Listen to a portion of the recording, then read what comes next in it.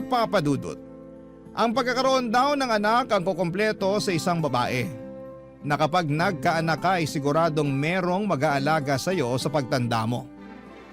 Paulit-ulit sa aking sinasabi ng mga kamag-anak ko na nasa edad kong 32 ay dapat na akong magka-baby dahil may expiration daw ang matres ng mga babae. Pero hindi ako nape-pressure sa kanila dahil to be honest ay hindi pa ako ganong kahandang magsilang at magpalaki ng isang bata. Saka wala na akong boyfriend, kakabreak lang namin itong January 2025 at nasa healing stage pa ako ng buhay ko. Sa totoo lang, ang programa ninyong Barangay Love Stories ang tumutulong sa akin para makapag-move on. Aliw na aliw kasi ako sa mga tampok ninyong istorya. Pero bago ang lahat ay magpapakilala muna ako. Ako nga pala si Jira, 32 years old at taga Marikina. Naisip ko magpadala ng sulat sa inyo hindi para ikwento ang epic fail kong love story, kundi para ibahagi ang istorya ng isa sa mga pinaka-malapit na tao sa buhay ko. At yun ay walang iba kundi ang utility staff namin sa opisina na nanay-nanayan ko rin, si Ate Selma. 53 years old at taga-Pasig. Hindi ninyo na itatanong ay avid listener talaga siya ng Barangay Love Stories at sa katunayan, siya nga po ang nag-introduce sa akin na pakinggan ko ito sa radyo hanggang sa na-discover ko na meron pala kayong uploaded stories online. Kaya nga minamarathon ko na nga ang inyong mga kwento. Tapos isang araw ay nakiusap sa akin si Ate Selma na tulungan ko siya magpadala ng sulat sa inyong programa. Gusto lang daw niyang makinig na basahin ni Papa Dudut ang kanyang storya.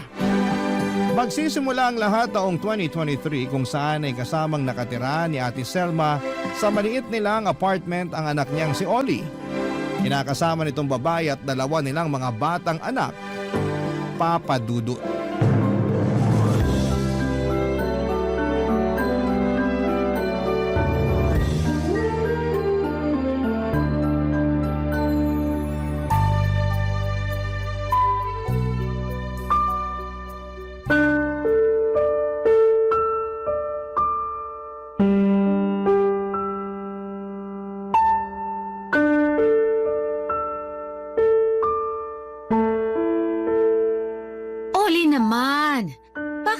Nilalabas yung mga umog mong damit.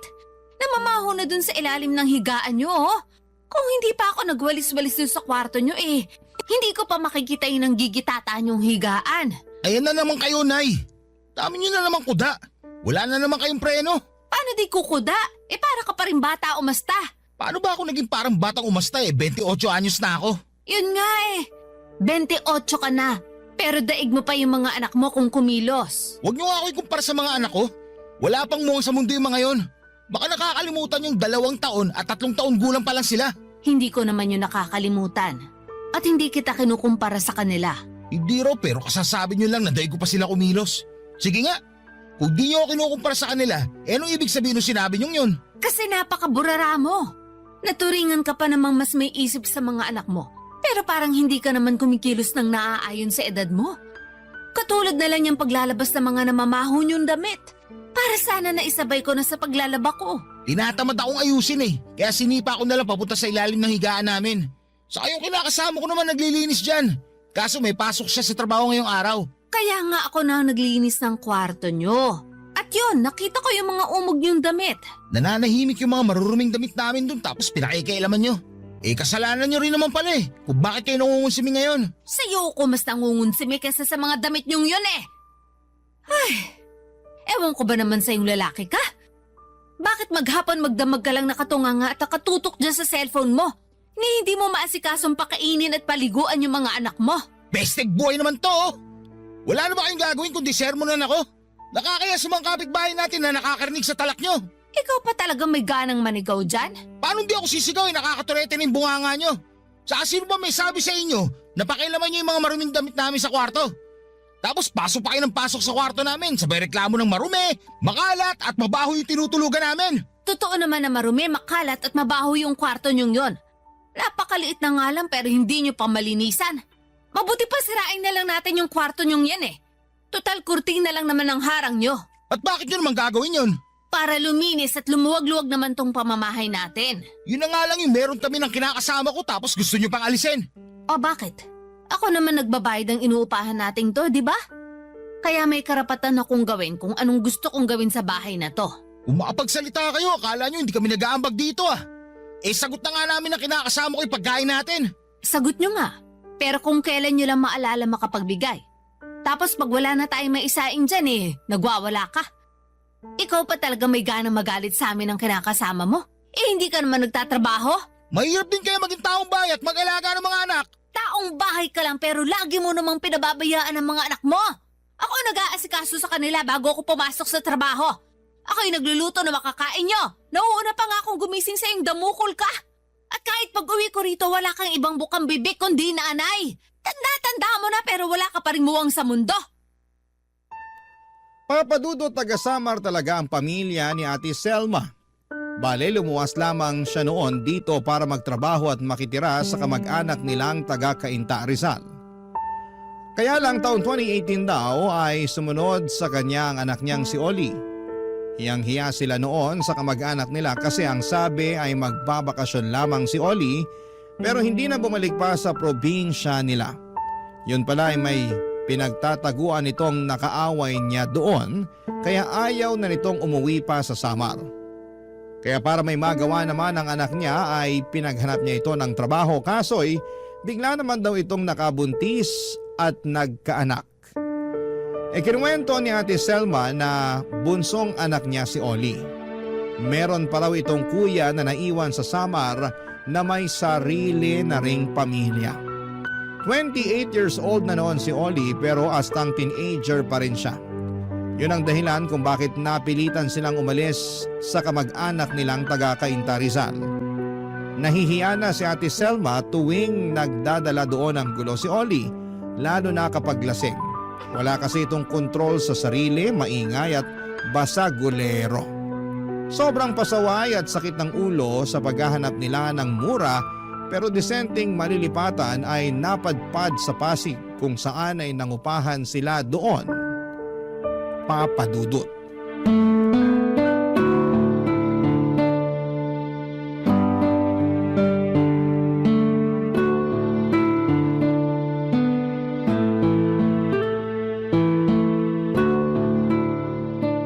Jira anak, ilan bang kakainin mo? Ay, opo. Mabubusog ka ba dyan? Puro dahon-dahon lang yan ah. Meron naman pong halong chicken kaya po mabubusog po ako rito. Ang alam ko pagkain lang yan ng mga nagpapapayat. Sa tingin ko ayos naman ang katawan mo. Hindi mataba, hindi rin mapayat. Opo, pero gusto ko lang din po magbawas ng kinakain. Alam niyo, sa gabi nga po nagtutubig na lang ako eh. Santisima ka naman bata ka. Bakit tubig lang? Hindi ka ba nagugutom? Ay, hindi po. Pero nung una po medyo nagugutom po talaga ako. Hindi naman ako tutol kung gusto mo magbawas ng kinakain. Pero wag mo pa rin pabayaan ang sarili mo. Damihan mo pa rin yung pagkain mo lalo sa tanghali para hindi ka ginugutom sa gabi. Kasi sabi mo hindi ka na kumakain noon, tubig na lang. Sa kaunti niyang pagkain mo kung ako ikaw. Baka hapon pa lang kumakalam na tong tiyan ko. Hindi ko kakayanin yan. Nasasanay na naman po ako eh. Tsaka mas maganda po ang pakiramdam ko kapag hindi ako kumakain ng marami sa gabi. Tsaka wala rin naman po akong ginagawa pag uwi ko sa amin. Nakikipaglaro na lang po ako sa mga pusa namin tapos ayun, natutulog na. Pero sige po, tatandaan ko po yung sinabi nyo. Yaan nyo bukas, dadagdagan ko tong lunch ko. Ayoko lang magkasakit ka at mangayayat ng todo. Naku, hindi po mangyayari yun. Sige, naniniwala ako. Maiba po pala tayo. Kumusta na po pala yung anak niyong si Oli? May nahanap na po ba siyang trabaho? Tako, wala pa nga eh. 2 buwan na siya nakatambay lang sa inuupahan namin at nagpapalaki ng ano niya. Awang-awa na nga ako sa mga apo ko. Ang dudungis pagdating ko galing trabaho. Nauuna pa po ba kayong umuwi sa kinakasama niya? Oo, madalas kasi overtime sila doon sa pabrikang pinagtatrabahuhan niya. Grabe rin kasi ang trabaho nila doon. Minsan nga madaling araw na umuwi kapag may mga kailangan tapusing i-deliver kinabukasan eh. Kaya nga awang-awa rin ako sa kinakasama ng anak ko. Tapos hindi pa siya makapagpahinga pag uwi sa bahay. Gawa na, alagain pa yung mga anak nila at aasikasuhin pa niya si Oli. Hindi na po talaga nag-mature yung anak niyong yun, ano? Ay oo, siya na nga yung walang trabaho, siya pa yung malakas kumain at gumamit ng kuryente sa bahay. Kami ng kinakasama niya nagkakandakuba na sa paghahanap buhay tapos siya. Ay ewan, Ano nga po ba ulit yung dahilan kung bakit siya natanggal dun sa dati niyang trabaho? Katamaran at nahuling natutulog ng amo di sa oras ng trabaho. Tapos laging absent. Dahilan may sakit daw, pero nagsasakit-sakitan lang naman para hindi makapasok. Hindi niyo po ba siya kinausap noon o kaya tinanong baka naman po meron siyang hindi nakasundo sa pinagtatrabahuhan niya? Kinausap ko syempre, pero wala eh. Tamad lang talaga. At nagsabi na ayaw na raw niyang pumasok kasi nakakapagod daw yung trabaho nila. Naiintindihan ko naman na nakakapagod dahil pahinante siya. Pero wala naman trabaho ang madali. Kahit nga yung ginagawa niyo sa opisina nakakapagod din, di ba? Ay opo, kaibahan lang mas pagod yung mga utak namin imbis na yung katawan. Yun nga, pero parehong nakakapagod pa rin yun. Mukhang gusto lang po yata ng anak niyo na sumweldo nang hindi nagtatrabaho. Ganun na nga. O di ba? Parang sintu-sinto lang. Sobra naman po yun. Sa totoo lang para talaga siyang sintu-sinto. Ay, ang malas-malas ko naman sa mga anak ko. Yung panganay ko kapag may kailangan sa akin din ang hihingi. Siyempre hindi ko naman mahindian dahil naaawa rin ako sa mga apo ko. Pero kapag meron sila hindi naman nila ako maalala. Tapos tong bunso kong si Oli, noknoka ng sakit sa ulo. Mabuti sana kumusmus na bata, baka maintindihan ko. Pero 28 anyos na, daig pa yung mga anak niya kung kumilos. Ay, alam mo kung tutuusin, mas nakakapagpahinga pa ako rito sa trabaho ko kaysa kapag nasa bahay ako. Papadudot awang-awa ako kay Ate Selma sa tuwing napapakwento siya ng mga pangungonsumi niya kay Oli. Kahit na wala pa akong anak ay alam ko na masakit sa kanya bilang isang ina na bastusin ang sarili niyang anak. Hindi ko rin mapigilang magalit sa anak niyang yon dahil sa pagiging bastos, palasagot at pabuhat. Mabuti sana kung lumpo siya o baldado na hindi na makakapagtrabaho. Baka sakaling maawa pa ako sa kanya pero hindi eh. Kompleto pa ang mga paa at kamay niya at malalakas din ang kanyang katawan. Naisip ko nga na kung magkakaroon ako ng anak katulad ni Oli, ay baka bata pa lang ay binigti ko na ng patiwarik. Alam ko na medyo violente yon pero napakawalang hiya naman kasi ng anak na yon ni Ate Selma. Aminado rin naman siya na medyo na-spoil niya si Oli noong bata pa ito. Tapos wala rin daw itong kinamulatang ama. Bagay na lagi nitong sinisisi at sinusumbat sa kanya. Kaya hindi raw buo ang pagkatao nito. Barangay Love Stories. Barangay Love Stories. Papadudot isa si Ate Selma sa pinakamabait na tao na nakilala ko. Masipag siya sa mga gawain nila sa company namin at bukod doon ay malinis at maayos din siyang magtrabaho. Gustong-gusto nga siya ng mga boss namin at ng iba ko pang mga katrabaho. Nagustuhan ko rin siya kaagad kaya hindi na nakapagtataka na naging malapit kami sa isa't isa. Siya na rin kasi ang nagsilbing nanay at tagapayo ko tungkol sa mga bagay-bagay sa buhay ko na hindi ko naman may babahagi sa tunay kong nanay dahil matagal na niya akong iniwanan. Buhay pa naman siya pero sumama lamang siya sa ibang lalaki, papadudot. Kaya nga bukod sa pakikinig ng Barangay Love Stories ay naging avid listener na rin ako ng buhay ni Ate Selma. At palaging ang bida sa mga kwento niya ang anak niyang si Oli na sala sa init, sala sa lamig ang ugali. Siyempre bilang nanay ay madalas niya itong pagsabihan ng mga bagay na dapat at hindi niya dapat na gawin. Kaya lang ay mabilis raw itong mairita lalo na kapag nagbubunganga na siya. Isang araw ay may nagawa raw sa kanya si Oli na hindi niya lubos sa kalain na magagawa nito sa kanya, papadudot.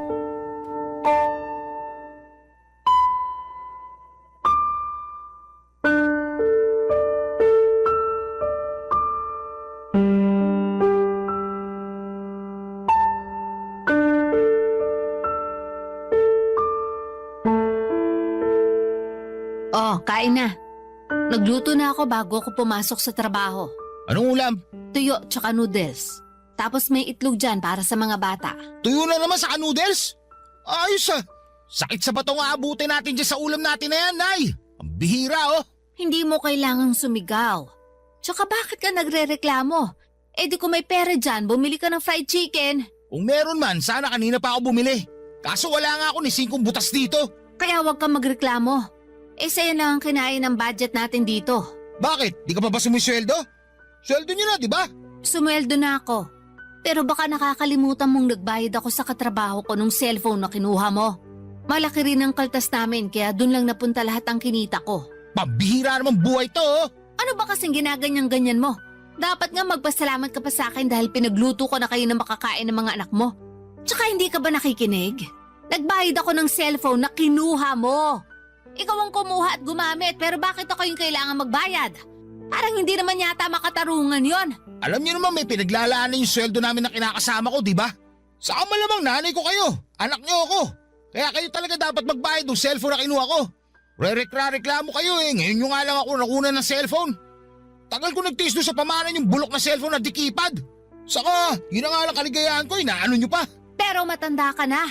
Kaya mo na nga magtrabaho kaso hindi mo ginagawa. O eh sana kung pare-pareho tayong kumikita rito, eh di nakakabili ka ng sarili mong gamit at masarap na ulam dyan. Tsaka wag mo akong masumbat-sumbatan. Na kesyo hindi kita maibili ng magandang cellphone nung araw. Dahil alam mo ang hirap ng pamilya natin, lalo na nung nasa summer pa lang tayo. Alam ko naman yun. Hindi nyo na kailangan pamukha sa akin. Bakit? Mayaman na ba tayo ngayon? Di pa naman, di ba? Mahirap pa rin tayo para sa kaalaman ninyo. Kaya tayo lalo naghihirap ng dahil sa katamaran mo. At mga maling desisyon sa buhay. O ba't ako na naman talaga sinisisi nyo? Malamang, sino pa pang gusto mong sisihin ko? Yung kapitbahay natin? Eh wala naman silang ginagawang mali. Yan ang dapat sa'yo, matanda ka. Bakit mo ako sinampal, Oli? Kasi masyado ka madaldal. Aga-aga naninermon ka na naman dyan. Pero nanay mo ko. Hindi mo ko dapat sinaktan. Masasaktan ka pa lalo sa akin kapag hindi ka pa nanahimik dyan. Napakasama mong bata ka. Ikaw ang masama. Kasi paulit-ulit mo na yung inuungkat yung mga kasalanan ko. Kaya paano ako makakausad dyan? Sige nga. Saka akala mo naman kung sino kang perpekto. Eh kasalanan mo rin naman kaya tayo mahirap. Bakit ko naman naging kasalanan yon? Basta, alam ka naman kasalanan ng kapitbahay, di ba? Alam mo may masisi ka lang eh. Ako nga lagi yung sinisisi. Kaya sisisihin ko rin kayo para patas lang. Napakabastos mo talaga, Oli. Hindi kita pinalaki at pinag-aral para ganituhin ako. Baka nakakalimutan mo magulang mo pa rin ako. Pero nakuha mo akong sampalin. Madadagdagan ko pa yung sampal ko sa inyo kapag hindi pa kayo nanahimik dyan. Buti pa, pagtimplan nyo na lang ako ng kape. Para naman sumarap-sarap tong almusal ko. Saka para may pakinabang ka. Magtimpla ka mag-isa mo. Ah, ganun ha? Gusto mo talaga masapak mukha mo eh, no? Sige, halika rito para makita mo yung hinahanap mo. Papadudot kaya pala kinabukasan ay nakita ko na lamang na may black eye at ilang maitim na pasa si Ate Selma sa braso niya. Pinilit pa nga niya itong itago sa akin pero nahalata ko pa rin. Katwiran na lamang niya. Sa mga nagtatanong ay naaksidente raw siya. Nakasalanan niya raw kasi hindi siya naging maingat. Pero hindi ako kumbinsido at naniwala sa mga sinabi niya. Pero hindi ko muna kinompronta ng araw na yon si Ate Selma dahil baka hindi pa siya handa na magsabi sa akin. Mabilis na nagdaan ng 2 linggo saktong gumaling na ang black eye niya at iba pa niyang mga pasa sa katawan. Ay gano'n na lamang ang gulat ko nang may iniinda naman siyang pasos sa kamay. Naipagamot na raw niya yon bagaman masakit at sariwa pa rin pero hindi naman siya pwedeng basta-basta na umabsent sa trabaho ng dahil lamang doon. Malaki rin kasi ang mawawala sa kanila ng mga no work, no pay, papadudot.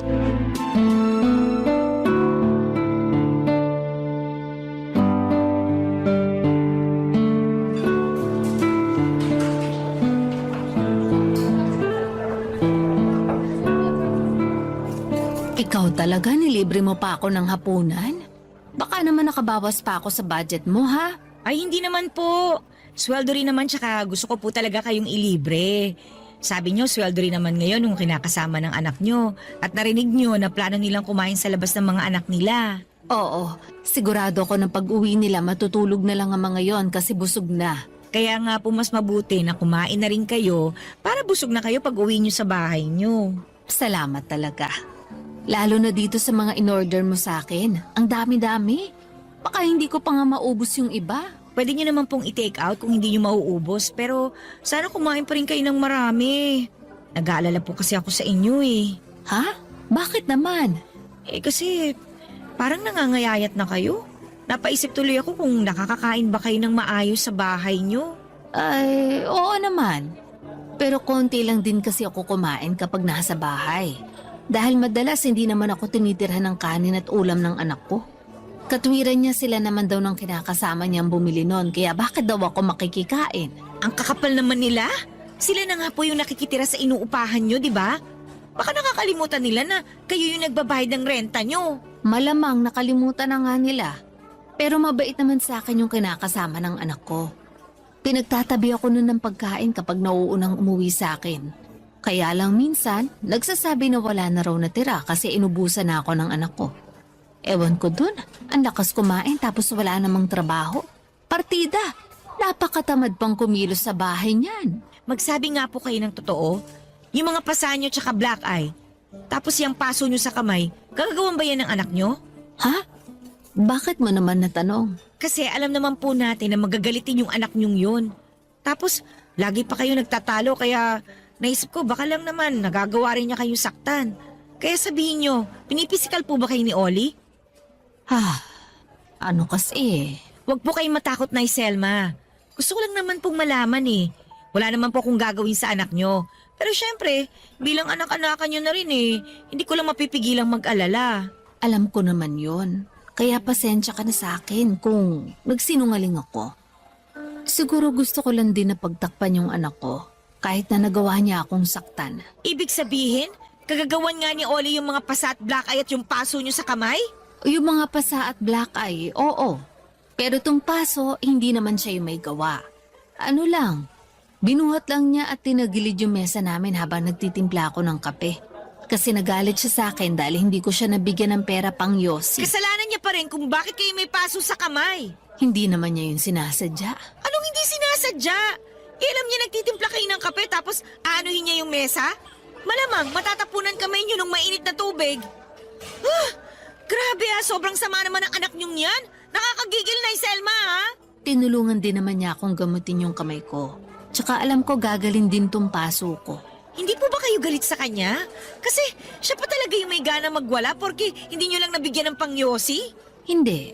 Kung may pera lang naman ako, bibigyan ko siya. Para hindi na umabot sa ganon. Ay, ibang klase po talaga kayo.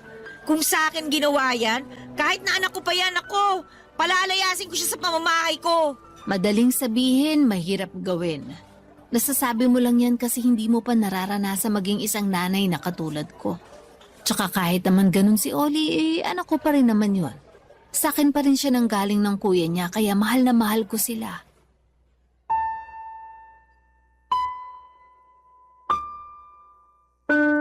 Papadudot ang sakit-sakit para sa akin na makitang sinasaktan at inaabuso si Ate Selma ng sarili niyang anak.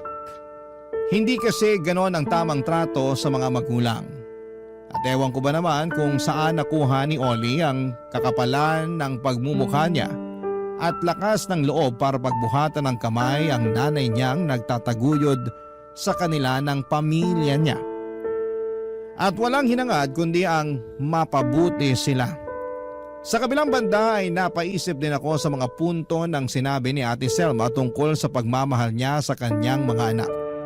Alam ko naman na walang magulang ang kayang tiisin ng mga anak nila, pero paano naman kung meron ng pananakit at pang-aabuso? Napatanong tuloy ako sa aking sarili kung hanggang saan naabot ang pagiging magulang kung kulang na lang ay patayin ka na. Hindi lang sa sama ng loob kundi sa pamimisikal na ginagawa ng sarili mong anak, Papa Dudut. Barangay Love Stories. Barangay Love Stories. Papa Dudut, laging sinasabi sa akin ni Aling Selma na mas maiintindihan ko raw ang pakiramdam niya bilang isang ina kapag nagkaroon na ako ng anak. At some point, sang-ayon naman ako doon dahil naniniwala ako na hindi natin lubusang maunawaan ang pinagdaraanan ng isang tao hanggat hindi tayo ang nakakaranas ng mga karanasan niya. Pero kung mabugbog lang naman ako ng anak na iluluwal ko na palalakihin at aalagaan ay mabuti pang wag na lamang akong magkaanak.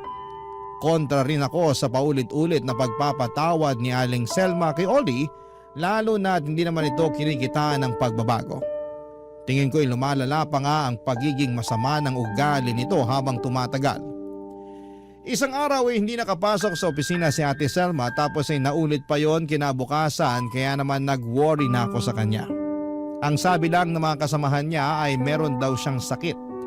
Doon ako lalong nag-alala at nag-decide na puntahan siya sa inuupahan nila sa Pasig para sana bisitahin at dalhan ang kaunting prutas at gamot. Sakto half day lang kami noon kaya marami pa akong oras para hanapin at ipagtanong-tanong yung tinitirhan nila sa barangay na minsang nabanggit niya sa akin noon. Hindi nga nagtagal, Papa Dudut ay nakarating ako sa inuupahan nila Ate Selma bandang 3:00 ng hapon. At gano'n na lamang ang gulat ko sa naabutan kong eksena, Papa Dudut.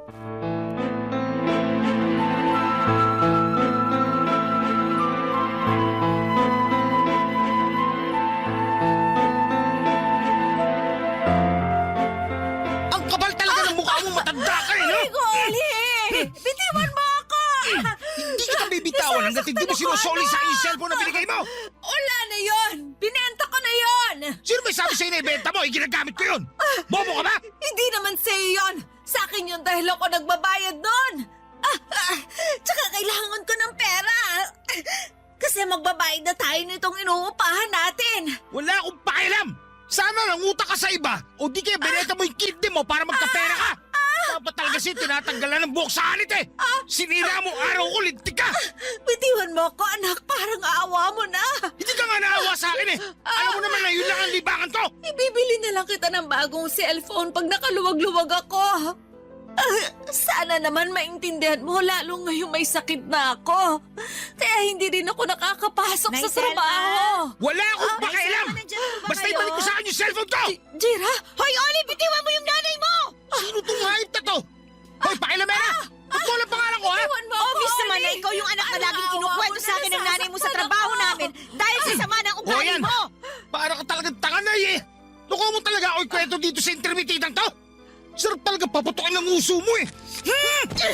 Hoy, Oli! Huwag mo na sasaktan si Nay Selma, ha? Ang lakas na loob mong awatin ako! Nanay ko naman to! Kaya gagawin ko kung anong gusto kong gawin sa kanya! Huwag kang makailam dito!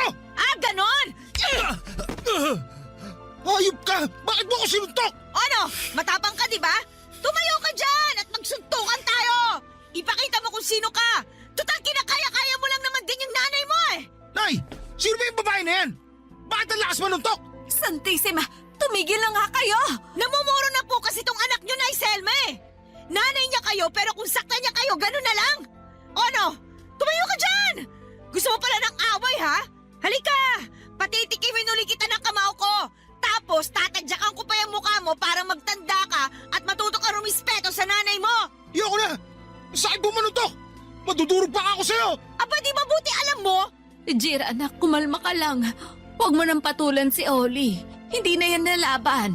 Halata nga po eh! Pag-sorry ka kay Jira ngayon din, Oli. Bakit ako ba kailangan mag-sorry sa babaeng yan? Eh siya kayo nanuntok! Tinatanong mo pa talaga? Nakakahiya ka kasi naabutan kanyang sinasabunutan ako. Gawain ba yun ng matinong anak, ha? Hala, sige, mag-sorry ka. Kung hindi ka ba naman talaga si Raulo, Buisit naman oh! Bakit kasi kailangan ko ba mag-sorry? gawin mo na lang. Hala, Nay Selma, parang malala na po yung ubo nyo ah. Ayos na po ba kayo? Ayos lang ako, huwag kang mag-alala sa akin. Ay, pasensya ka na kung naabutan mo pa kaming ganito kagulo sa bahay, ha? Sa totoo lang hiyang-hiya na ako sa iyo. Ang gulo-gulo ng pamilya namin. Papa Dudut, alam ko na delikado ang ginawa ko noong pumagit na ako at umawat sa matinding away ng mag-ina.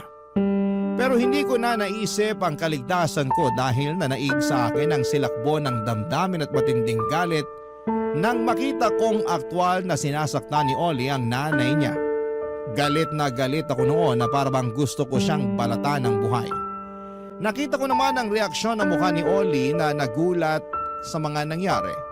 Naguluhan at natakot siya dahil sa akin.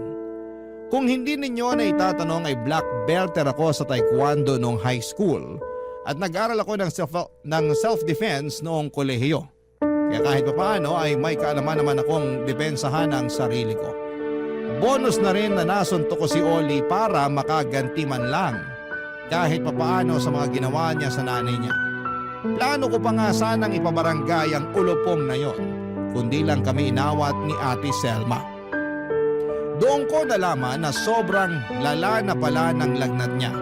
Kaya nag-focus na lamang kami ni Oli sa pagdadala sa nanay niya sa pinakamalapit na ospital.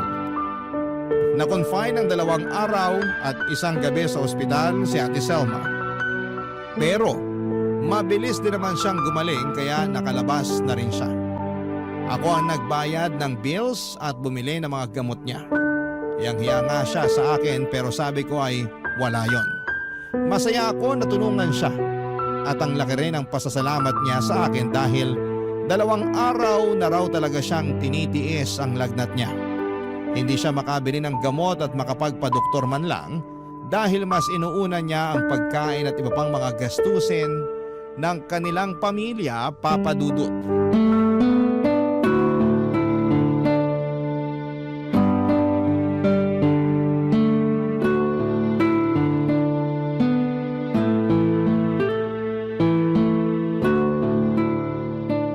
Salamat talaga, anak. Kasi tinulungan mo ako dun sa pagpapagamot ko sa ospital. Nakakahiya lang talaga kasi napagastos ka pa sa akin. Wala po yun, Nay Selma. Tsaka kaya nga po ako pumunta nun sa inyo kasi alalang-alala na po ako sa inyo dahil 2 araw na kayong hindi nakakapasok sa trabaho. Kaso ayun nga, iba naman po yung naabutan ko. Ang lala. Tungkol sa bagay na yan, isa pang rason kung bakit ako hiyang-hiya sa iyo. Wala naman po kayong dapat ikahiya. Kung meron man dapat mahiya dito, yung anak niyong loko-loko. Nako, naalala ko na naman tuloy yung galit ko sa kanya eh. Pasensya na po kayo ha. Kasi kahit anak niyo siya, hindi ko pa rin siya kayang patawarin matapos yung ginawa niya sa inyo. May sakit na nga kayo oh. Tapos kung sabunutan pa niya kayo, kulang na lang mabunot yung mga buhok niyo sa anit niyo eh. Grabe talaga siya. Kaya nga lalong nakakahiya. Tapos ako naman, hinahayaan ko lang na ganunin niya ako. Na kahit sinasaktan niya na ako napapatawad ko pa rin siya dahil lang anak ko siya. Tama naman po yun. Pero hindi po kayo dapat pumayag na ginaganong kayo ng anak niyo. Napakabastos kasi nung ganon eh. Pero kumusta naman po siya ngayon? Baka naman po sinasaktan at binabastos pa rin niya kayo ha? Hindi na masyado pero paminsan-minsan may sinasabi pa rin. Pero hindi na katulad ng dati. Ewan, napansin ko lang na nung nakalabas na ako sa ospital biglang nagbago yung pakikitungo niya sa akin. Sabi ng kinakasama niya, nagsabi raw sa kanya si Oli na natakot daw yon nung na-ospital ako. Siguro, ayaw pa rin talaga ng anak ko na mamatay ako. Ayaw niya. Pero kung saktan kayo, kulang na lang tapusin niya ang buhay niyo sa sarili niyang mga kamay. Nako, kaduda-duda pa rin po yung sinasabing takot niya na mawala kayo. Hayaan mo na. Malakas ang kutob ko na nakakapag-isip-isip na rin yon, lalo nung nasuntok mo. Tingin ko natauhan nga yun dahil sa ginawa mo. Talaga po? Oo. Ikaw ba naman suntukin ng babae na mas malakas pa sa'yo? Ay, pero salamat kasi pumunta ka nung araw na yun. Baka kung hindi ka dumating ano na lang ang nangyari sa akin? Kaso, hindi ko pa rin po talaga mapigilang hindi mag-alala. Kasama niyo pa rin sa isang bubong yung anak niyong bayulente eh. Huwag kang mag-alala. Kasi sa oras na saktan na naman ako ni Oli, kahit na isang hibla pa yan ang buhok ko may kakalagyan na talaga siya. Saan po? San pa ba? Di sa bilangguan. Hihimasin niya dun yung rehas kapag sinaktan niya pa ako kasi namumuro na talaga siya sa akin. Suportado ko po kayo dyan. Pero sana, Nay Celia, hindi na niya kayo saktan. Sana tuluyan na magbago si Oli. Kaya nga, ang gusto ko lang naman, maging responsable siyang ama sa mga anak niya. Kahit hindi niya na ako masyadong isipin dahil kaya ko pa naman buhayin ang sarili ko. Nakakapagtrabaho pa ako, nakakabili ng pagkain ko. Paulit-ulit ko ang sinasabi sa kanya na magsikap siya para sa pamilya niya dahil lumalaki ang mga anak niya. Kahit yun lang muna, kung hindi niya pa talaga maaalis ang pagiging palasagot niya sa akin, masayang-masaya na ako. Salamat, Jira. Kasi pinaintindi mo sa akin na ayos lang magkaroon ng hangganan sa pagmamahal sa mga anak. Lalo na kapag sinasaktan na nila tayo at inaabuso.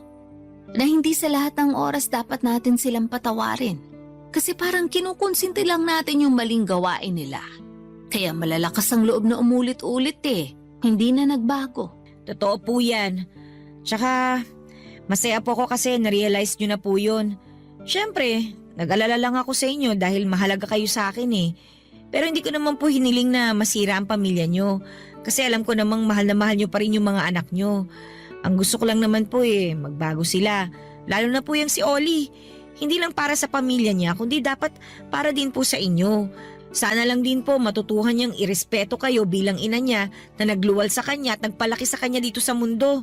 Naniniwala po kasi ako na kapag pinapakita mo na mahal mo ang magulang mo, nirerespeto mo, maraming mabubuting bagay ang darating sa buhay mo. Papadudot, masayang masaya ako dahil na-realize na ni Ate Selma ang kahalagahan niya hindi lang bilang nanay, kundi isang individual na hindi dapat sinasaktan at sa halip ay nirerespeto at ginagalang. Tulad ng sinabi ko ay wala akong ibang hiling kundi ang magbago na ang anak niyang si Oli tungo sa ikakaunlad ng pamilya niya. Dahil deserve naman ni Ate Selma na mahalin at alagaan ng sarili niyang mga anak. Sa kasalukuyan ay may trabaho na si Oli at base sa mga kwento ni Ate Selma ay malaki na raw talaga ang pinagbago nito. Ito na ang nagbabayad ng renta nila at hindi na rin masyadong sumasagot sa nanay niya. Gulat na gulat nga raw si Ate Selma sa pagbabago nito, pero masaya naman siya. Kasi ang tagal niyang hiniling na mangyari para sa anak niya ang pagbabagong yon. At syempre masaya din ako kasi feeling ko ay nakatulong talaga ang suntok ko noon kay Oli para matauhan siya. Biro lang. Pero kung totoo man yon ay hindi ako nagsisisi na sinuntok ko siya. Maraming salamat po Papa Dudut sakaling mapili po ninyong i-area ang sulat ko kung saan ay tampok ang storya ng buhay namin ni Ate Selma. God bless po sa inyo at sa mga kabarangay natin at palaging number 1 kayo sa puso namin, ang Barangay Love Stories. More power sa inyong station. Ang inyong forever kapuso at kabarangay, Jira. Dear Papa Dudut, just call me Ira, not my real name dahil marami akong kaibigan at kakilala na nakikinig sa inyong programang Barangay Love Stories. Sila nga rin ang nag-encourage sa akin na sumulat sa inyo para i-share ang parting ito ng buhay ko na hindi ko talaga makakalimutan. Yung part ng buhay ko na hindi ko ine-expect na mangyayari sa akin noon. Siguro ay narinig ko nabasa nyo na kung saan yung line na in this world, we have what we call a soul sibling. Not siblings by blood, but siblings by heart. Yung may bagong darating na tao sa buhay mo at hindi mo na napapansin ay sobrang gaan na pala ng pakiramdam mo sa kanya. Na para bang matagal na siyang bahagi ng buhay mo. Kaya wala ka ng kahit na anong tinagong lihim sa kanya. College fresh graduate ako noon nang makapasok ako sa isang media production company, Papa Dudut, bilang marketing assistant. Natuwa ako dahil pangarap ko rin talaga makapasok sa kumpanya na yon at hindi ko ine-expect na sa unang beses na pag-a-apply ko ay matatanggap kaagad ako. Kaya naman nangako talaga ako sa sarili ko na pagbubutihin ko ang trabaho ko, Papa Dudut.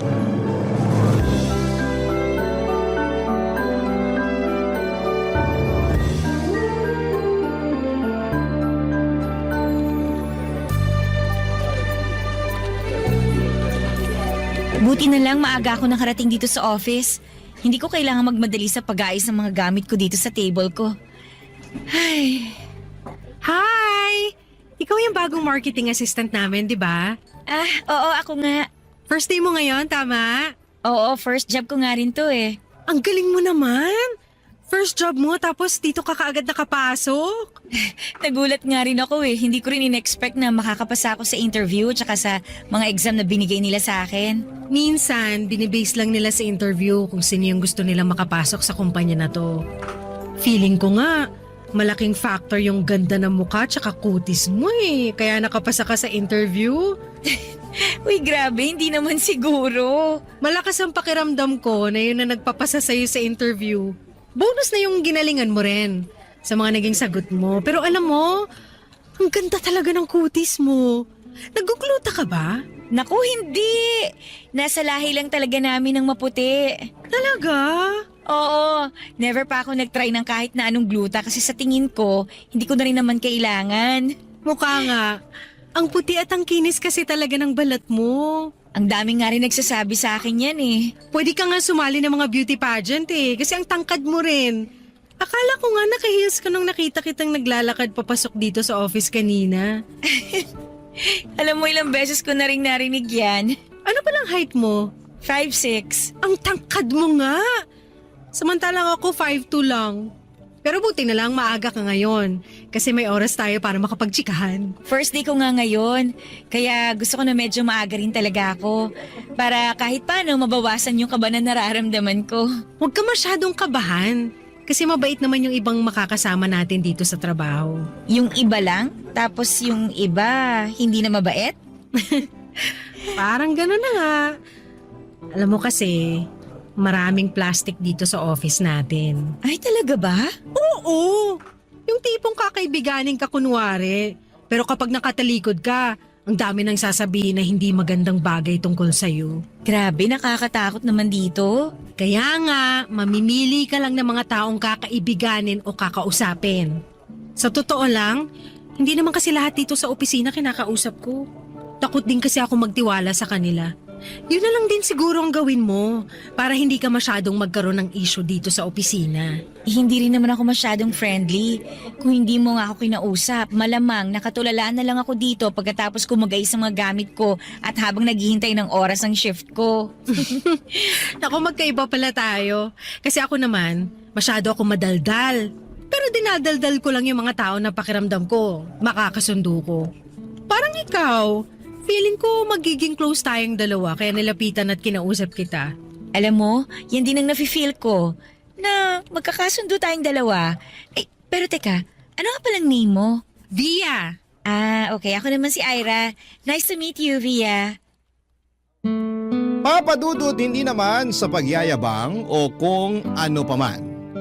Masasabi ko na maganda talaga ako at malakas ang datingan ko. Filipina kasi ang mommy ko at Spanish naman ang daddy ko kaya natural talaga ang pagiging maputi na kulay ng balat ko. May katangkaran din ako kaya may ilang beses akong sumali sa mga beauty pageants sa school namin at madalas akong nananalo ng iba't ibang mga awards.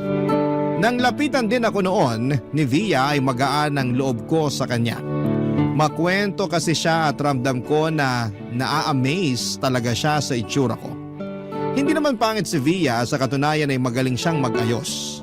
Payat siya, morena ang kulay ng balat at blonde ang buhok niya. Pa-sexy din siya kung manamit kaya nakakaagaw din talaga ng atensyon. Pero gusto ko yung paraan ng pakikipag-usap niya sa akin. Para sa unang araw ko pa lamang sa trabaho ay nakahanap na kaagad ako ng kaibigan, Papadudot.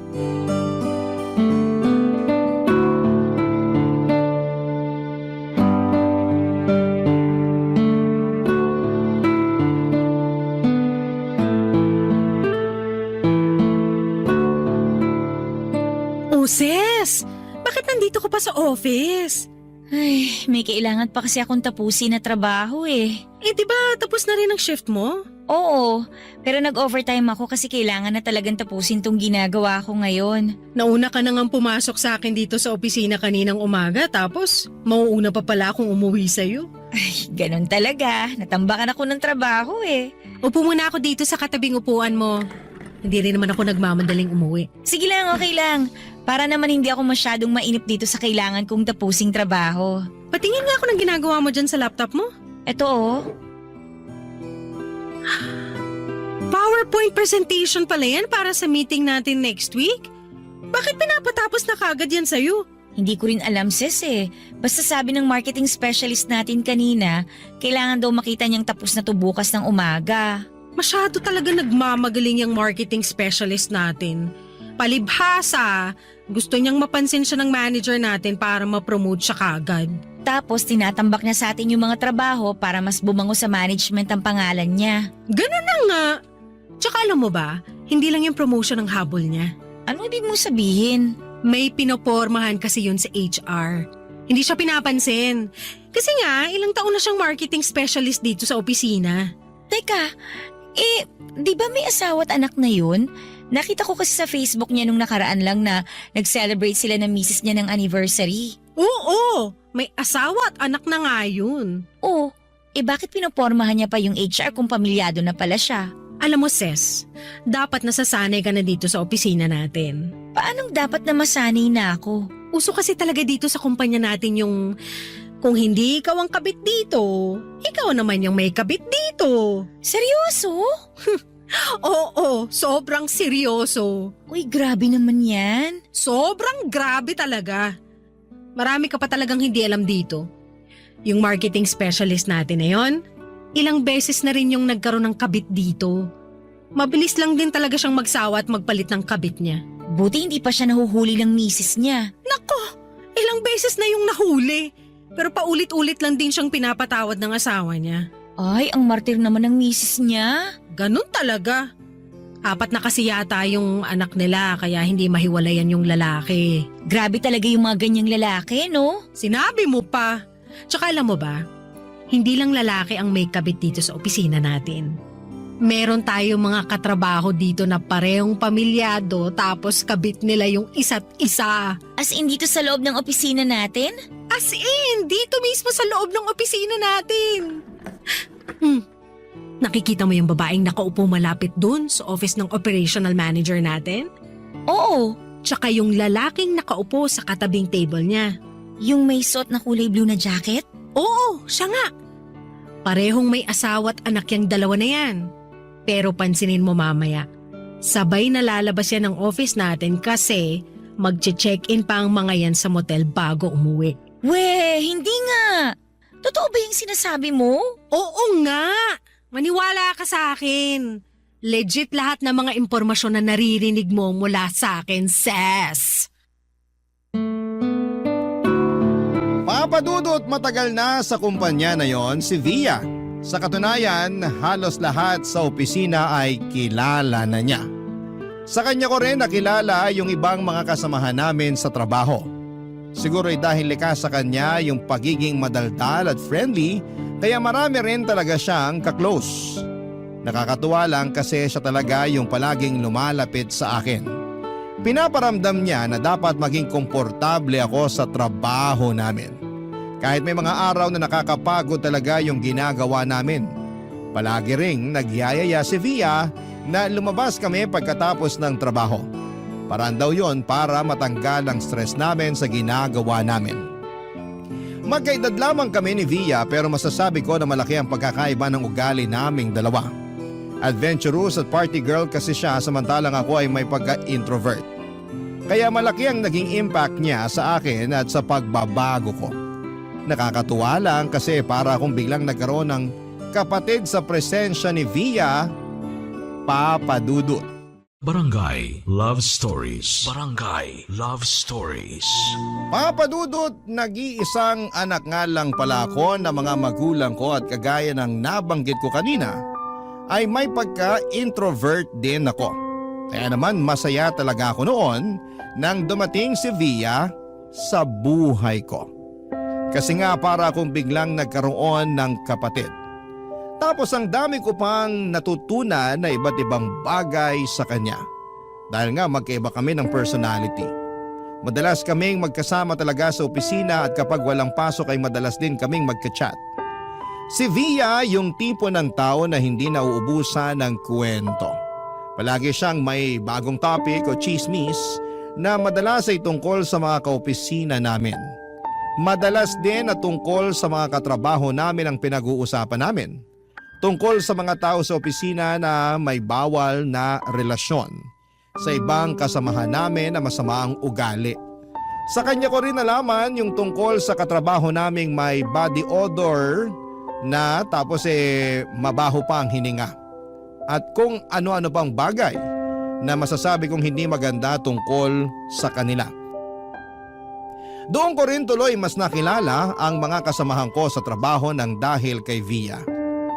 At nang tumagal-tagal na rin ako sa kumpanya ay nag-decide ako na mag-apply sa mas mataas na posisyon. Doon ko mas nakilala si Trina na kasabay ko sa pag-a-apply, Papa Dudut.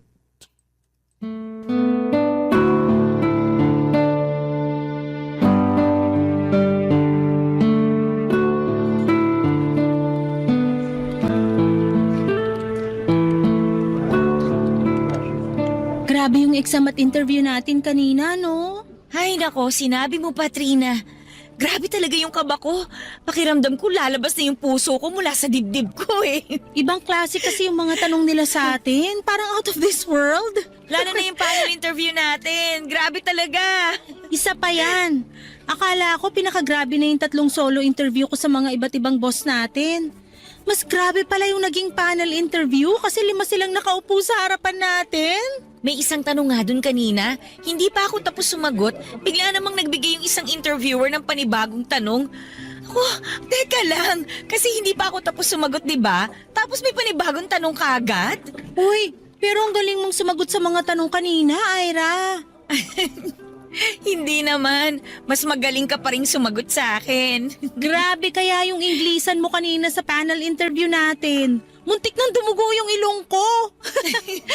Dinaan ko na nga lang sa English kahit hirap na hirap akong intindihin yung tanong eh. Buti ka nga, ang galing mo mag-English eh. Samantalang ako nababarok-barok na yung English grammar ko kanina dahil sa kaba. Basta ang importante, na ibigay mo yung sagot na gusto mong ibigay sa mga nag-i-interview sa atin kanina. Sana nga naintindihan nila yung mga sagot ko. Naintindihan ko naman yung mga naging sagot mo kanina. Kaya sigurado ako na naintindihan din nila yon. Nandun talaga yung thought sa mga sinabi mo. Sana nga talaga. Pero kung ikaw naman yung ma-promote sa ating dalawa, ayos lang kasi alam ko deserve mo yun. Ano ka ba, Trina? Pareho nating deserve yung promotion na yon. Kaya ayos lang kung sino man sa ating dalawa yung ma-promote. Tama ka dyan sa sinabi mo.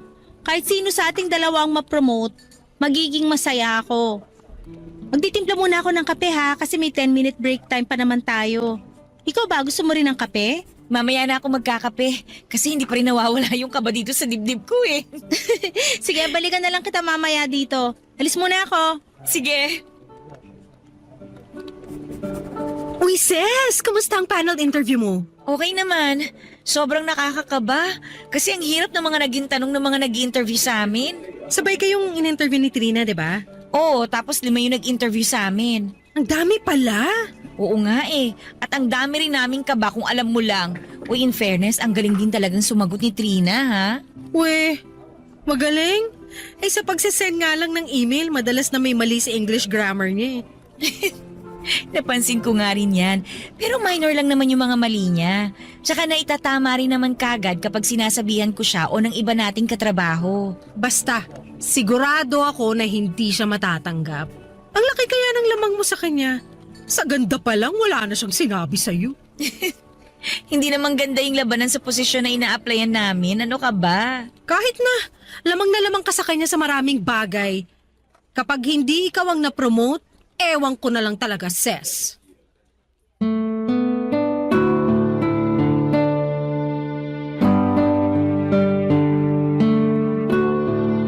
Papadudot mahigit 1 taon na ako sa kumpanya nang mag-decide ako mag-apply sa mas mataas na posisyon. Wala naman akong nakikitang masama dahil alam ko naman na qualified at deserve kong ma-promote. Ayun nga lang ay medyo malakas yung nakalaban ko sa posisyon na ina-applyan ko noon, si Trina. Lamang siya sa akin ng 1 taon sa kumpanya kaya doon pa lamang ay ramdam ko na baka hindi na ako ma-promote. Bukod pa doon kahit na hindi kagandahan, si Trina ay malakas ang dating ng itsura niya. Alam ko naman na hindi yon ang basihan para ma-promote. Napansin ko lang kasi na mas mabilis na napopromote sa opisina ang mga babae lalo na kapag maganda ito. Kaya nga naglakas loob ako na mag-apply kasi hindi ko pa naman alam noon na mag-a-apply din si Trina. Bukod sa pagiging malakas ang dating, masasabi ko na matalino rin si Trina at mabait. Isa kasi siya sa mga nag-train sa akin noong bago pa lamang ako sa kumpanya. Medyo mahina lang siya sa English grammar pero natututunan naman niyang itama. At hindi rin ako makapaniwala sa mga sinasabi ni Via na negative tungkol sa kanya. Mas malala pa yung mga sinasabi niya kapag magka-chat kami dahil halos siraan niya na rin sa akin si Trina. Pero dahil wala namang pinapakitang hindi maganda si Trina sa akin at gusto ko lang na maging professional sa trabaho ay sinasakyan ko na lamang kung ano man ang sinasabi ni Via tungkol sa kanya. Papa Dudut.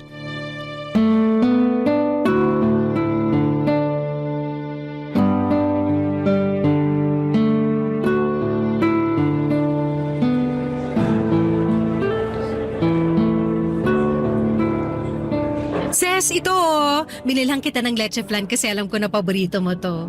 Uy, thank you! You're welcome. Nag-iisa na nga lang yan dun sa bilihan ng pagkain. Buti naunahan ko yung katrabaho natin na nakapila din sa kantin. Nakita ko kasi na iba na rin ang tingin niya sa leche flan na yan. Nako, kung nakita ko to kanina, bibilin ko rin to kagad. Alam ko. May baon na kasi akong pagkain kaya hindi na ako pumila para tumingin o bumili pa doon. Uy, thank you ulit dito ha. Ang tagal ko na rin nagkikrave sa leche flan Ikaw din talaga ang naalala ko nung makita ko yung leche flan na yan. Uy, pero alam mo ba, may bago kong chika sa'yo. Ano yun? Naalala mo yung dalawang office mate natin na parehong may asawa at anak? Tapos kabit nila yung isa't isa? Oo, yung malapit ang pwesto sa office ng operational manager natin. Sila nga! O ano naman ang tungkol sa kanila? Ayun! Nahuli na ng mga asawa nila. Aba, mabuti naman kung ganon. Alam ko nga medyo trending sila sa social media ngayon. Ha? Bakit? Pinost kasi nung asawa ng office mate nating lalaki yung screenshot ng mga chat nila nung kabit niya. Ayun! Nag-trending agad sina bakla. Uy, nakakaloka naman yan. Ay naku, sinabi mo pa sis. Kaya nga ang alam ko, pareho na sila nagpasa ng resignation letter kahapon lang. Hindi ko lang alam kung ano ng plano nila sa relasyon nilang dalawa. Sana naman itigil na nila yung pangangabit. Kasi kawawa din yung mga asawa tsaka anak nila Sana maisip nila yan. Pero mukhang mga walang konsensya yung mga yun kaya hindi yan papasok sa mga isip nila. Ay, oo nga pala. May isa pa akong chika, sis. Oh, ano naman yun? Ang dami mong baon, ha? Ganun talaga para mabusog tayo sa mga chika.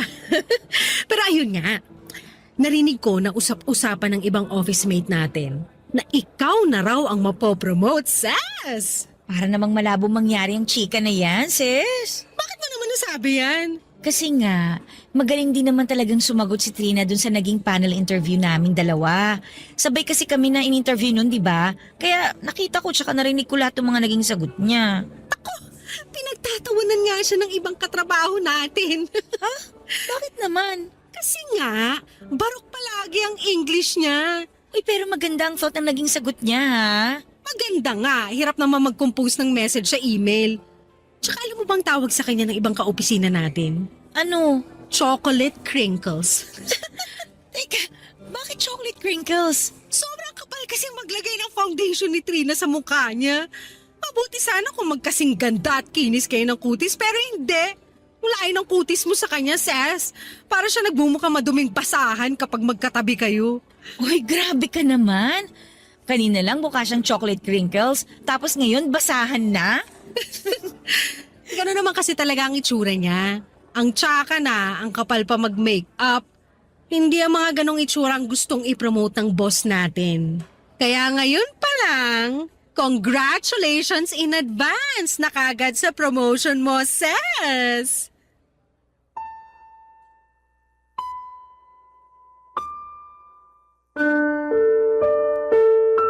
Sa totoo lang, papadudot ng mga panahon na yon ay medyo natotoksika na ako sa mga sinasabi ni Via tungkol kay Trina at sa iba pa naming mga katrabaho.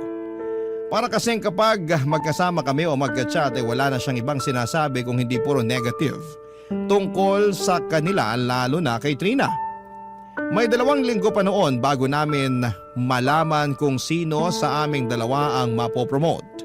At wala siyang kahit na anong ibang ipinakita kung hindi yung pagiging professional at mabuting katrabaho. Pero si Via ay napakaraming negatibong sinasabi tungkol kay Trina lalo na kapag magka-chat kaming dalawa.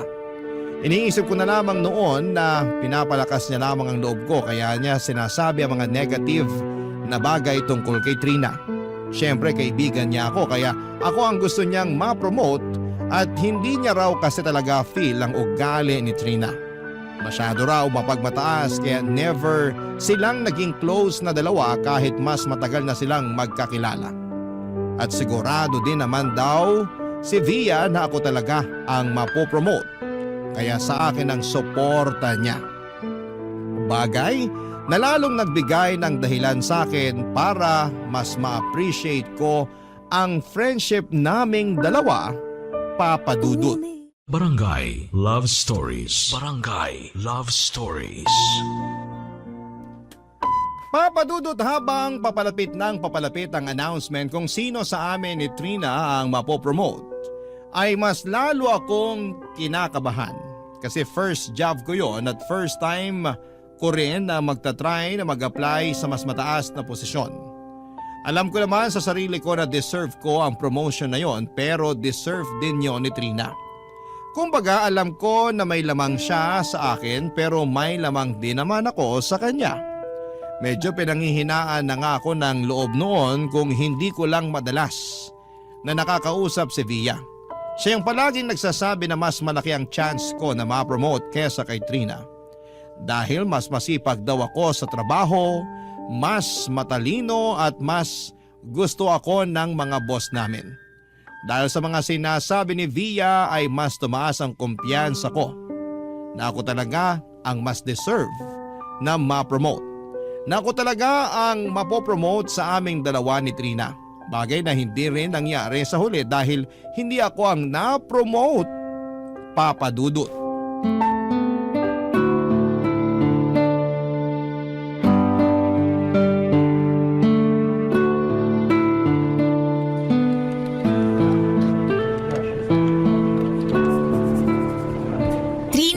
Congratulations sa promotion mo, ha? Thank you, Ira. Grabe, hanggang ngayon hindi pa rin ako makapaniwala.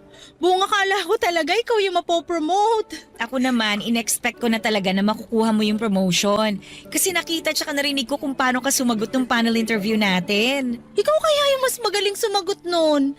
Nakita ko kung paano na-amaze yung mga interviewer natin sa mga naging sagot mo eh. Kung na-amaze talaga sila sa akin, ako dapat yung pinromote nila. Kaya ikaw talaga at ang mga sagot mo nakakuha ng atensyon nila. Alam mo, sa totoo lang, nahihiya ako sa'yo, Ira. Oh, bakit naman? Ba't ka naman mahihiya sa akin? Hindi lang ako sa'yo nahihiya kung hindi pati na rin sa ibang kaopisina natin dito. Kasi nga, akala ko talaga, ikaw yung mapopromote. Ang dami ko na kayang narinig dito sa office natin na ikaw na talaga yung ipopromote ng mga boss natin. Ang dami nag-e-expect na ikaw na yung mapopromote bilang marketing coordinator. Ano ka ba, Trina? Ako nga in-expect ko na ikaw talaga yung mapopromote eh. Magkakaiba rin tayo ng expectation dito. Kaya hindi ka dapat mag-guilty o makaramdam ng hiya. Dapat nga maging proud ka. Kasi alam mo sa sarili mo na pinaghirapan mo yung promotion na yan. Ay, ang bait mo talaga, Ira. Ano ka ba? Nagsasabi lang ako ng totoo. Trina, gusto ko raw makausap ng manager natin kaya pumunta ka na raw dun sa office niya. Ah, sige, salamat, Pia. Ira, thank you uli ha. Usap na lang tayo mamaya. Okay, congrats ulit ha. Ira, thank you ulit ha. Usap na lang tayo mamaya. Plastic. Uy, baka may makarinig sa'yo at sumbong ka kay Trina. Totoo naman kasing plastic siya kaya never ko talaga siyang kinaibigan. Alam mo, mukha namang mabait yang si Trina eh. Bigyan mo lang ng chance na makilala siya at baka magkasundo rin kayong dalawa. Naku, hindi ako nakikipagkaibigan sa mga plastic na kagaya niya. Ikaw talaga? Minsan umiiral yung pagiging judgmental mo, no? Magkaiba yung judgmental sa magaling kumilala ng isang tao. Tsaka alam ko na kung bakit naagaw sa'yo ng Trina na yan ang promotion na dapat para sa'yo, Ses. Ha? Anong ibig mo sabihin? Ikaw talagang dapat na mapopromote at hindi yang si Trina. Bakit mo naman nasabi yan? Nakarating kasi sa akin yung chika kung bakit at paano siya na-promote. Naagaw niya lang naman sa yung promotion kasi pumayag siya na makipag one night stand sa isa sa mga nag-panel interview.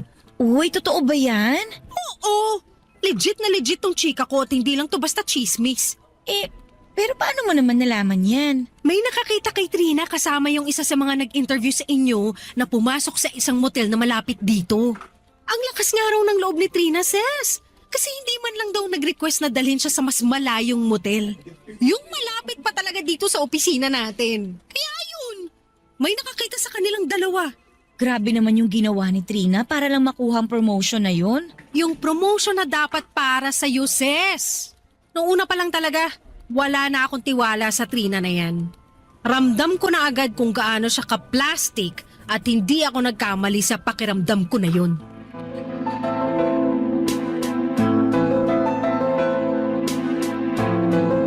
Papadudot aminin ko na hindi naging madali para sa akin ang tanggapin na hindi ako ang na-promote noon. Siguro kasi naging confident na rin ako sa sarili ko. Naniwala ako na mas deserve ko ang promotion na yon. Marami na rin kasi sa opisina namin ang nag-e-expect at nagsasabi sa akin na ako ang mapopromote. Na sigurado raw silang makukuha ko ang posisyon na ina-applyan ko. Pero syempre sa kabila ng bigat ng nararamdaman ko noon ay hindi ko yon pinakita kanino man sa kanilang lahat. Palagi lang akong nakangiti lalo na noong binati ko si Trina para sa promotion niya. Nang mga panahong yon ay wala akong ibang kinausap tungkol sa sama ng loob ko kundi si Via lang dahil ayokong maging issue yon sa office. Madalas na sa chat na lamang kami nag-uusap at sinabi ko lang kay Via na nalulungkot ako kasi hindi ko nakuha ang promotion. Ang sabi niya mas deserve ko naman daw talaga ang promotion. Kaya lang daw na-promote si Trina kasi pumayag ito na makipag-chuchu at makipagrelasyon sa isang boss namin at mag-check-in sa isang motel. Nagulat ako sa sinabi ni Via pero confirm daw ang impormasyon na yon mula sa ibang katrabaho namin. At may ilang lalaki pa raw na katrabaho namin ang nakarelasyon noon ni Trina para lamang makuha ang posisyon na yon. Nang dahil doon, kung ano-ano na rin ang nasabi ko ng mga oras na yon. Mga negatibong bagay tungkol kay Trina na hindi naman talaga siya maganda, makapal siyang mag-makeup, baduy siyang manamit, barok siyang mag-English at kung ano-ano pang hindi magagandang bagay na tungkol sa kanya. Pati nga mga ibang katrabaho ko ay sinabihan ko rin ng kung ano-ano. At sinabing ganon talaga ang buhay. Bagay na sinang-ayunan ni Via ang lahat ng mga sinabi ko sa pag-uusap namin sa Messenger ng oras na yon. Natatawa pa nga ako kasi ang sabi niya ay hindi pwedeng lumabas ang mga pinag-usapan namin sa Messenger na yon. Ang sabi ko naman kaya hindi kami pwedeng mag-away. Sumagot naman si Via na kahit kailan ay hindi kami mag-aaway kaya walang sekreto ang makalalabas. Papadudot.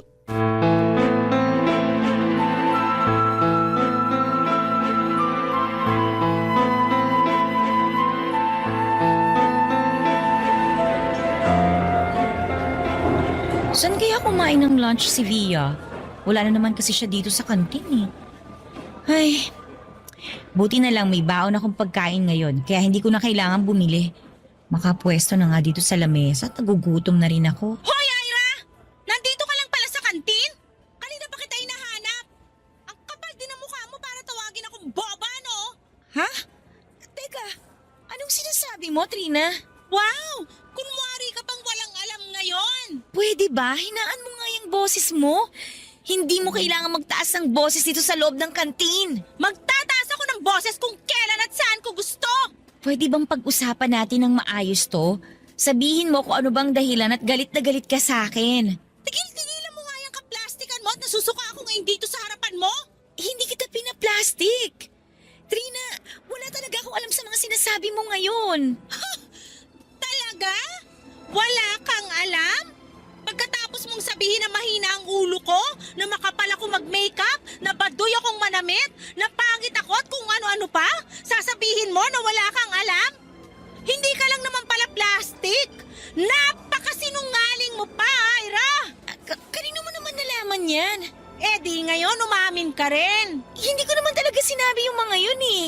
Sigurado ka bang hindi mo sinabi yung mga yon? Oo nga. Kahit ipakita ko pa sa'yo yung mga screenshot ng mga chat mo kung saan mo ako nilait-lait?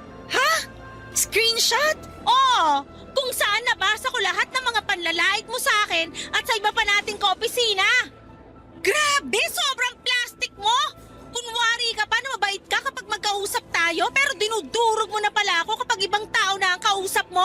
Trina, nandito ka lang pala sa kantin. Kausap mo pala si Ira? Oh, sakto! Nandito na si Via! Sobrang perfect timing! Baka gusto mong itanong sa kanya kung paano ko nabasa yung mga screenshot ng chat mo, Ira! Via, ano bang sinasabi ni Trina na nilalait ko raw siya? Ano yung mga screenshot na nabasa niya? Bakit? Totoo naman, di ba? Totoong alin? Yung mga sinabi mo tungkol sa kanya. Nabadoy siyang manamit, pangit siya mag-makeup, tapos palaging barok ang English grammar niya. Huwag mong idedena yan! Kasi lahat yon nabasa ko sa mga screenshot na sinend sa akin ni Via! Bakit sinend mo kay Trina yung screenshot ng usapan natin sa messenger? Para malaman niya na pinaplastic mo lang siya. Ay wow! Ako pa talaga yung pumaplastic sa kanya? Oo, kasi ikaw naman talaga yung nanlalait kay Trina sa tuwing magka-chat tayong dalawa. Saka pwede ba, Ira? Itigil mo na yung bait-baitang effect mo kasi alam na ng mga kaopisina natin kung gaano ka ka-plastic. Ibig sabihin may iba pang nakabasa ng screenshot ng mga chat ko? Marami nang nakabasa, Ira. Marami nang nakakaalam sa office natin kung gaano kabaho yung ugali mo. Alam na rin nilang lahat kung ano-anong panlalait ang sinabi mo tungkol sa kanila. Grabe ka, Via! Hindi ako makapaniwala na magagawa mo to sa akin. Ikaw pa na tinuring ko na parang tunay ko ng kapatid. Huwag ka nang magdrama dyan, Ira. Pinakita ko lang naman sa kanila kung anong totoong ugali mo. Wow! Sana lang pinabasa mo sa kanilang lahat yung chat natin. Hindi yung ako lang yung pinagmukha mong masama sa lahat. Dapat pinabasa mo rin sa kanila yung mga pinagsasabi mo tungkol kay Trina. At kung talagang maraming plastic na nagkalat ngayon, mukha mo yung pinakamakapal na plastic na nakaharap ko sa buong buhay ko. Papadudot 1 linggo pagkalipas ng mga pag-uusap namin ni Via at paglalabas ko ng sama ng loob sa kanya, ay bigla ko naramdaman ang pag-iwas niya sa akin. Pero hindi ko binigyan yon ng ibang kahulugan. Ang nasa isip ko ay baka may pinagdaraanan lamang siya na personal na problema kaya hindi niya ako masyadong kinikibo. Ayun pala, may iba na siyang binabalak o ginagawa noon. Sobrang nagulat talaga ako sa pagsugod na ginawa sa akin noon ni Trina. Hindi ako makapaniwala sa mga naririnig ko mula sa kanya. Hindi ko rin naman ma-deny kasi totoo ang mga sinasabi niya tungkol sa screenshot na mga nabasa niya. Totoo lahat ng mga nabasa niya na sinabi ko. Pero alam niyo po kung saan ako pinaka nagulat. Sa ginawa ni Via. Yung ginawa niya na pagpapakalat ni Trina ng screenshot ng pag-uusap naming dalawa. Si Via ang pinagkakatiwalaan at tinuturing ko na parang tunay na kapatid ko, Papa Dudut. Ang nakakatawa na nakakainis pa doon ay nakita ko ang mga screenshot na yon at deleted ang part ng mga sinabi niyang hindi maganda tungkol kay Trina at sa iba pa naming mga katrabaho. Puro mga sinabi ko lang na hindi mga magaganda ang mababasa mo doon. At sa totoo lang ay gusto ko ring ilabas noon ang original. Walang crop o hindi edited na screenshot ng pag-uusap namin ni Via. Gusto kong malaman nila na hindi lang ako ang may mga sinabing hindi maganda tungkol sa kanila. Na hindi lang ako ang nanlait sa mga katrabaho namin, pero hindi ko ginawa dahil hindi ako ganon kababa na tao kagaya ni Via. Hindi ko kayang gawin yon sa kanya. Mula nang kumalat ang screenshot sa office namin ay naging usap-usapan ako ng mga katrabaho ko. Nawalan ako ng peace of mind sa loob ng opisina dahil ramdam ko at alam ko na pinag-uusapan nila ako palagi. Hindi ko na rin sinubukan pang kausapin pa si Via. Wala naman akong dapat pang sabihin o itanong sa kanya. Dahil na-realize ko na lahat pala ng ginawa niyang paglapit sa akin ay planado. Lumalapit siya sa mga taong nakakaangat sa aspeto ng buhay. Gumagawa siya ng paraan para mapansin ang mga ito at nang na-promote nga si Trina, ginamit niya ang screenshot ng pag-uusap namin para mapalapit dito. Nag-decide na ako noon na mag-resign na labang sa trabaho para sa sariling peace of mind. Hindi ko na kasi kayang magtrabaho at makasama ang mga katrabaho ko. Mabuti na lamang mula noon ay hindi ko na sila nakita pa at blinako na rin sila sa mga social media account ko. Na-realize ko rin na hindi natin basta makikilala ang mga bagong tao na papasok sa buhay natin. Kahit gaano pa kaganda o kabuti ang ipinapakita nila sa atin. Hindi natin masasabi na maganda rin ang intensyon nila sa atin. Kaya dapat na kilalanin muna nating mabuti ang mga tao na papapasukin natin sa buhay natin. Hanggang dito na lamang po Papa Dudut at sana'y nakapag-iwan ako ng aral ang kwentong ito sa ating mga kabarangay.